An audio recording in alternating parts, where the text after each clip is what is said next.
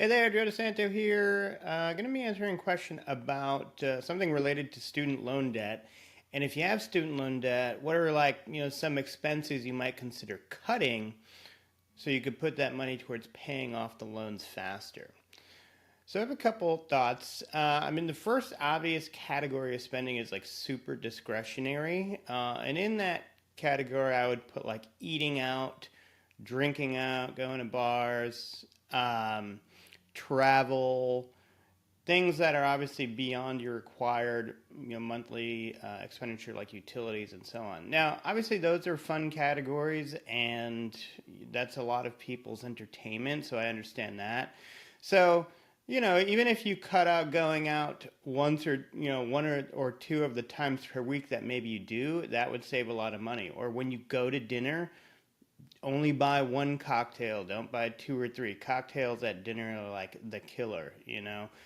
Perhaps take one night you might be going out to a bar and arrange to have your friends come over to your place, and have your cocktails at home. Things like that.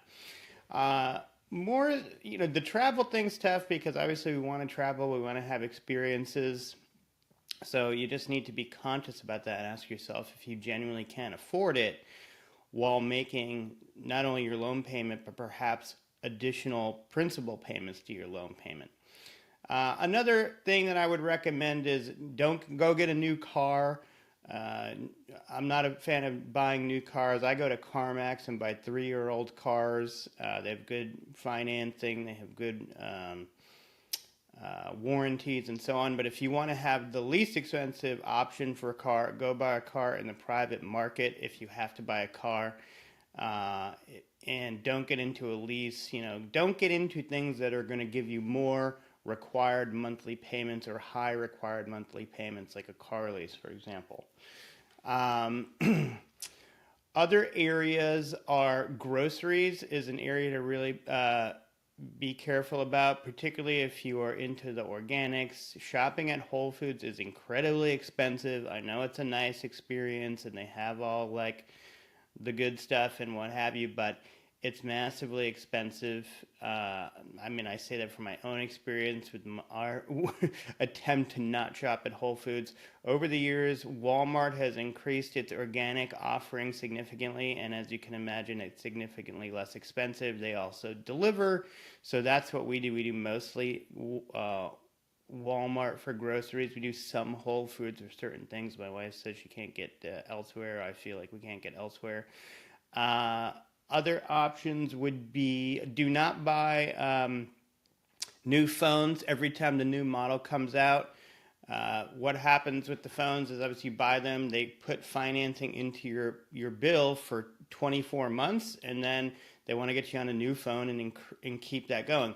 You probably want to buy a phone and then you could pay for it over the 24-month financing in your bill, but not buy another phone for 1 to 2 years after that. So you're probably buying phones every, fourth upgrade or something to that effect, or not until, you have to upgrade to get the latest OS. So that's something to certainly consider. Another one you might consider is putting off having a pet until maybe your loans are paid off or paid down or you're making more money. Pets are expensive on a monthly basis, just in general with food and sort of maintenance stuff. But inevitably, there's an emergency of some kind, and I often see people spending $2,000 to $3,000 on their pet for an unexpected expense. And then, of course, people can have a hard time paying that back, and now they have credit card debt. So, something to consider there. Another pretty obvious one, I think, is, quitting your smoking and vaping habit if you have one. A lot of people vape. It's kind of crazy. And I see, people that I know are clients that spend $300+ a month on their smoking or vaping habit. And obviously it's killing you anyway. So maybe you don't want to do that. Another thing I just want to mention in general is, and I always say this, track your income and expenses with some kind of software. I use Quicken. You really need to know like how much you're making, how much you're spending, what you're spending it on, and if at the end of the month you have a net positive result. I wouldn't actually prioritize paying off a student loan over saving and investing some money. I would maybe split the difference. I will say though, if you also have high interest credit card debt, I'd pay the minimum on the student loan. I wouldn't bother with savings until you've paid off the credit card debt, and then start to split your excess funds potentially over your student loan debt and a savings plan and getting some money invested. So I hope that helps. If you want to run anything by me, throw something in the comments and I'll get back to you. See you later.